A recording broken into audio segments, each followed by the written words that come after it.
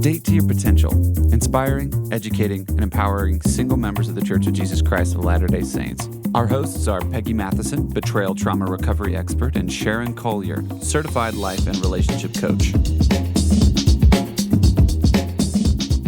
To kiss or not to kiss? That is the question. Here we go. Here we go. And our resident chemistry specialist, Sharon, will start us.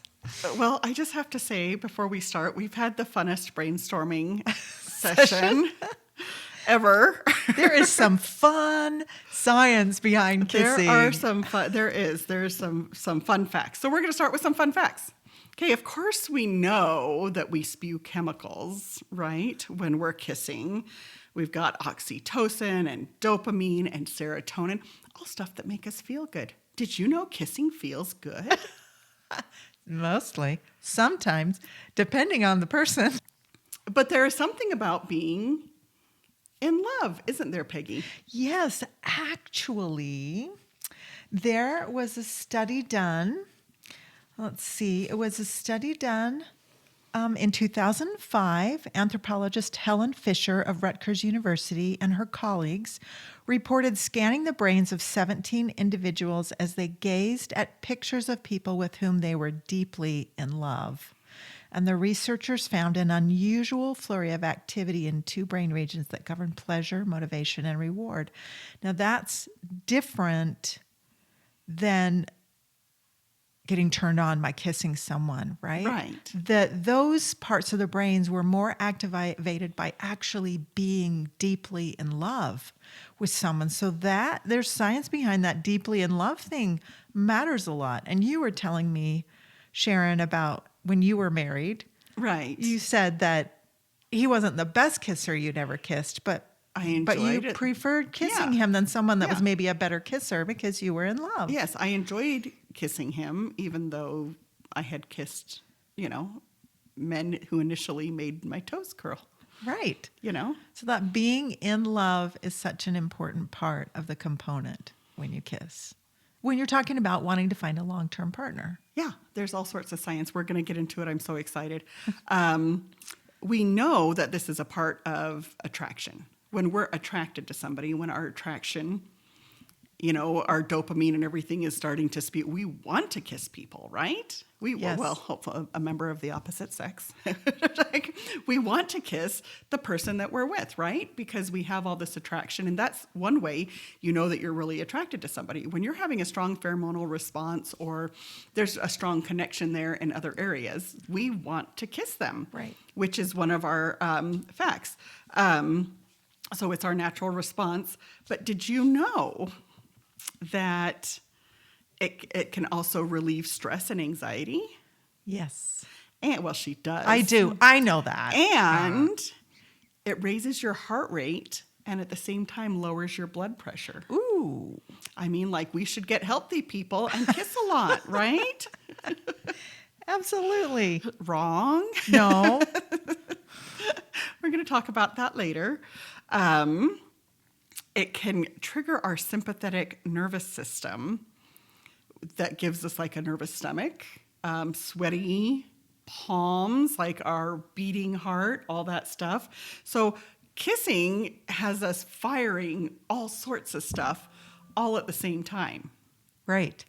So the other thing that is really interesting in some of the research, Gallup did a research that part of the reason a kiss carries such weight is that it conveys subconscious information about the genetic compatibility of a prospective mate. So I was reading about the history of kissing and where it came from and all of that. So his hypothesis is consistent with the idea that kissing evolved as a courtship strategy because it helps us rate potential partners. It's a part of the science of dating. I know, and it's so fascinating that you can get a genetic response in there? I mean, have they done like litmus tests and stuff like that to determine? They all scan this? brains, but they've also studied animals. They've studied the progression of where a kiss came from. Right. Like maybe it came from primates chewing up food and then feeding it to their little ones, and then and then when they were hungry and they didn't have food, maybe kissing on the lips to kind of get the chemicals going to help with that hunger. That's so fascinating. But I have to tell you something super, super funny. Okay. So This was great this in the brainstorming. we might have also inherited the intimate kiss from our primate ancestors, according to this article in Scientific America. Right. The bonobos, which are a chimpanzee, which are genetically very similar to us. And they're a particularly passionate bunch. So they were talking about this at Emory University, a primatologist. I don't know if he wants his name's out there on the internet. Franz B.M. de Waal recalls a zookeeper who accepted what he thought would be a friendly kiss from one of the bonobos until he felt the ape's tongue in his mouth. Tongue and mouth. Okay. It's like, no, thank you. I don't let my dogs kiss my face. Ooh. No, thank you. No monkeys either. That's really so anyway. funny, though. So funny stuff there to think about. Yes, I know. Tongues are involved in kissing, and it heightens the experience. But did you know that lips are one of the body's most sensually sensitive areas? Yes, you've told me that. You taught me that. I taught you that. I'm just full of great facts about kissing. But can I add some other science here Of too? course.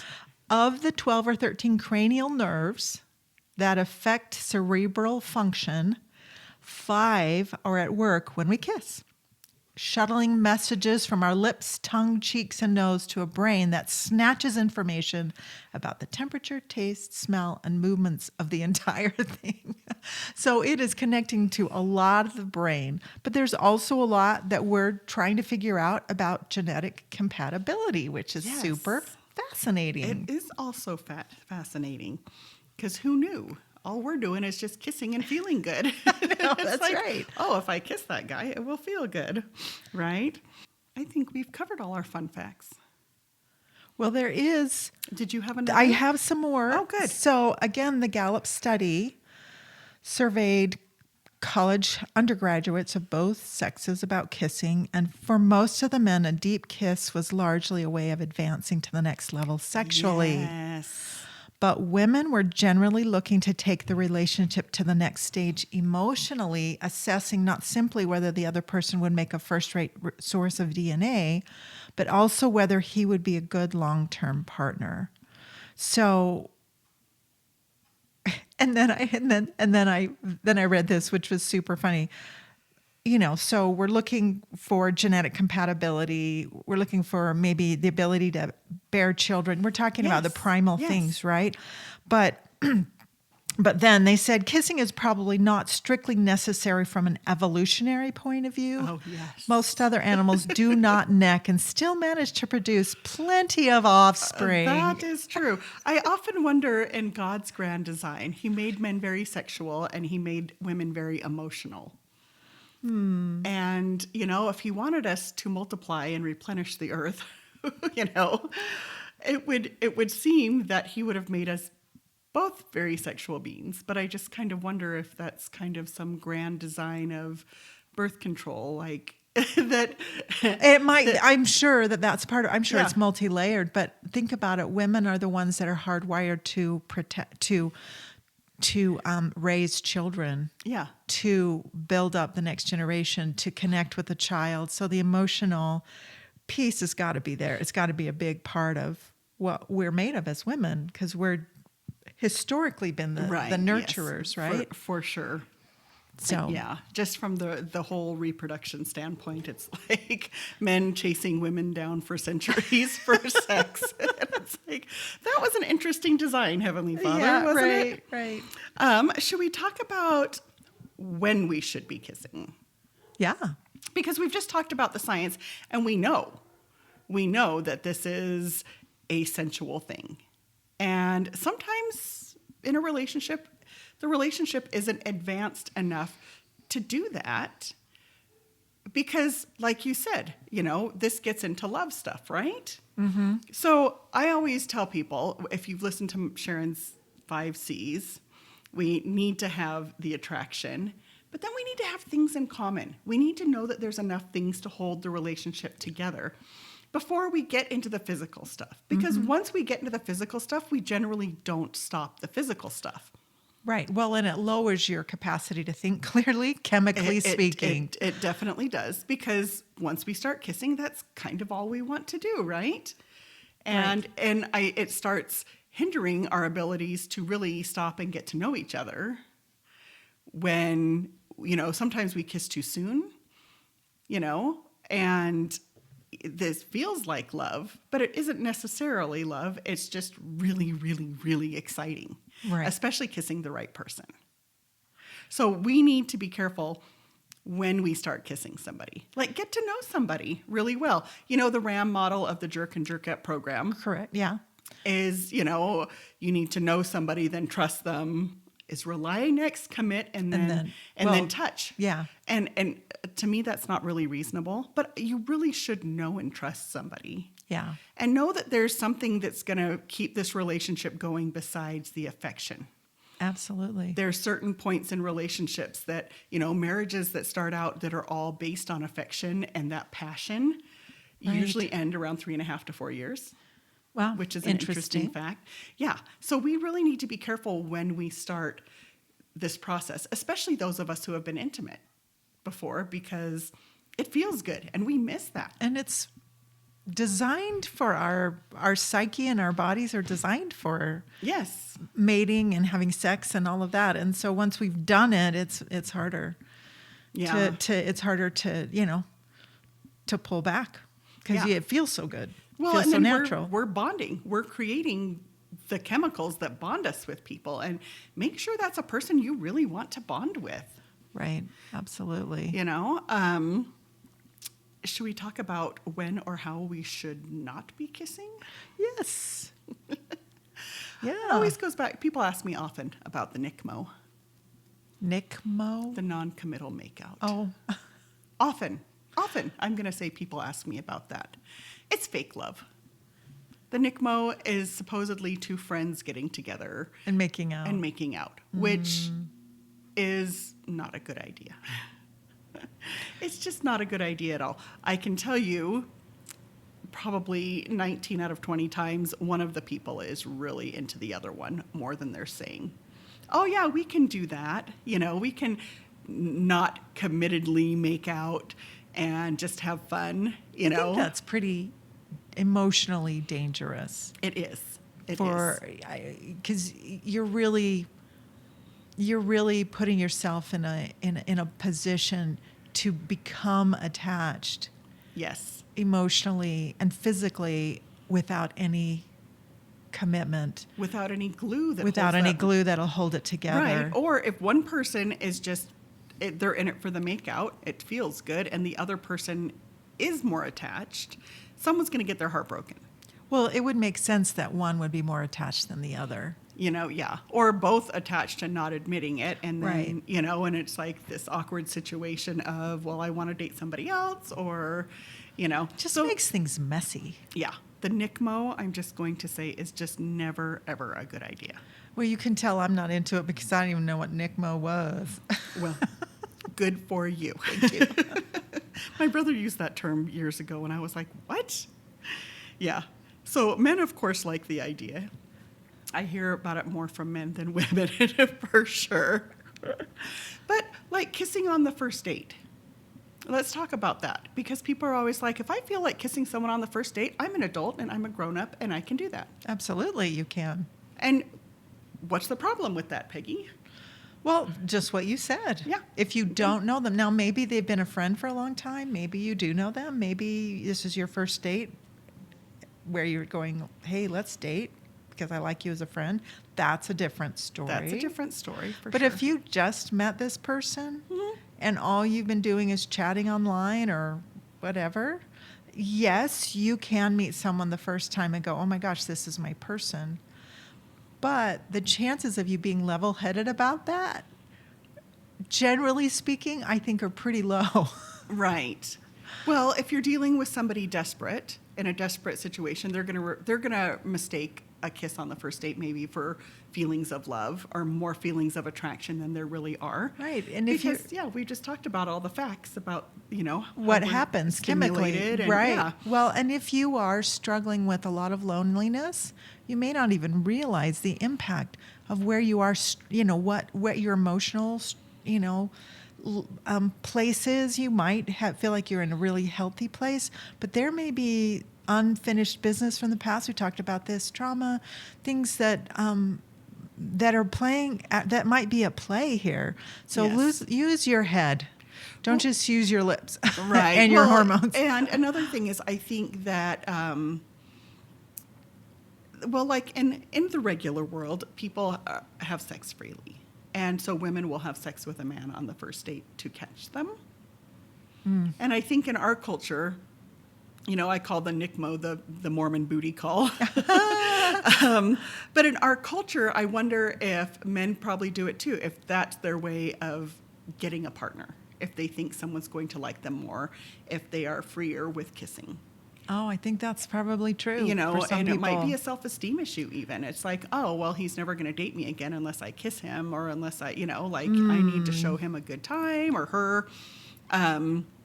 So be careful of that one as well. It's like if you don't think you can catch somebody without making out with them on the first date, there's probably a problem there that you need to address. Yes, agreed. Okay, and we need to talk about the time and place that we're kissing. Because I'm going to say so many people who have gotten in trouble, a lot of people tell me their sexual sins, which is not necessary in a coaching session, but they are in the wrong place at the wrong time. They've decided to make out in a secluded place, in a secluded area where nobody else was around, and it was really easy to just go too far. In the relationship. So you really do need to be careful. We're wanting temple marriages. We're wanting, God in our relationships.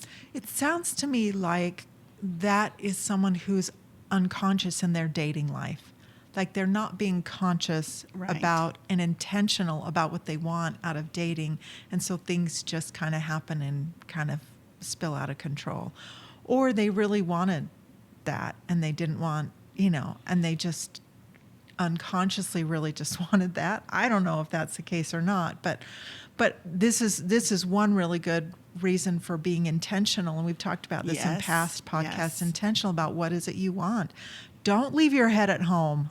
No. The Heavenly Father's given you a brain for a reason, not just for sensory connection, but Yes. for intelligence, for thinking through these things, for being prepared. Right. Well, and, like I said, people who get into trouble had put themselves in the wrong situation. If you're out in the woods with someone, maybe don't start kissing. If you're in a place that you could get in trouble, you know what I mean? In a Right. secluded area, you're up the canyon in the back of a truck watching a movie. Maybe don't put yourselves in those situations in the first place. Yeah. Because especially if you really, really like someone, if you're really liking someone, it's easy to go too far. We've all been intimate. Yeah. It's a hazard. So we just need to be aware of the time and the place. And I think you and Sharon and I both have heard of people who have gone too far with their intimacy and it's broken off their relationship. Yes. Like it was something that was special and precious to them and it got destroyed because they went too far. Yes. When you have the paradigm of God is in the picture and you have covenants that you want to keep, it can be destructive. It is destructive. Right. And I think a lot of this can be avoided by good communication as well. Absolutely. And deciding in advance. We don't need to make out every time we go on a date. There's a difference between kissing and making out. And I tell people this all the time. People always wonder, it's like, okay, well, he's dating other people and I'm dating other people. Should we be kissing? And I'm like, well, kissing is okay, but making out probably is not. The super passionate, super close, back rubby, things is a different story than just a couple of kisses. Right. But a couple of kisses usually leads to a lot of passionate kissing. I mean, let's be real. Honestly, we've all been there. We all know what it is. But communicate with your partner about, once you start kissing, about, being extra careful and being aware. yeah. That's all give good. your relationship all good a chance. stuff. If you have a history of not communicating about intimacy very well, this is a good time for you to be consciously aware and consciously communicating about it so that you can move forward with more communication in your intimate relationship, right? Right. Because that is such an important part of actual long-term relationships. You need to be able to communicate effectively about intimacy. Well, if you're not comfortable with a situation, can you communicate that? Exactly. You need to be able to communicate the good and the bad. Right. Hey, you know what? I'm really not comfortable this far away from civilization, alone. Can we go back to the city lights, Right. kind of Yeah. thing. So, Listen to your gut. yes. Listen to your gut. I think I can think about that. I can put myself in that situation, thinking about going up to the canyon late at night. I actually did that when I was young, and it was good. It was good. We didn't do anything we shouldn't have. I've been actually twice this has happened to me. I think I was protected as a girl because nothing happened. But Right. But now my gut would be going, I don't think so. Yeah. And listen to that. Yes. I was on a second date with a man, and he said we went to dinner and bowling, and it was we got through it all very quickly. And he said, "Can I take you out for a brownie?" And I said, "Sure." And we started driving toward Provo Canyon. Have I told this story before? I'm not sure. And I said, "Where are we going?" And he goes, "Well, the best brownies in Heber." And I looked at him, I turned to him, I said, "Are you going to kill me? Are you taking me up the canyon to kill me?" And he put up his pinky. But a lot of times we do put ourselves into dangerous situations, And we had chatted and we had been out a couple times, and I actually did trust him, and we're still friends today. But yeah, he'll bring it up. It's like, yeah, you have to ask your date, "Are you going to kill me? Are you going to take me up the canyon and kill me?" So be careful out there. Yeah. Keep yourself in safe situations. Yeah. Sharon, this has been great. Love talking about kissing. Yes. Love doing it. Thanks again, you guys, for listening, and we'll see you next time. Bye-bye. Thank you for listening. We hope you enjoyed today's episode and that it inspired you on your dating journey. Please share this with anyone you think might benefit from what you've heard today, and click the button to follow us. You can reach either Sharon or I at datetoyourpotential.com. We work with people who are single or married. We want you to know you are not alone. We support you. We are in this with you.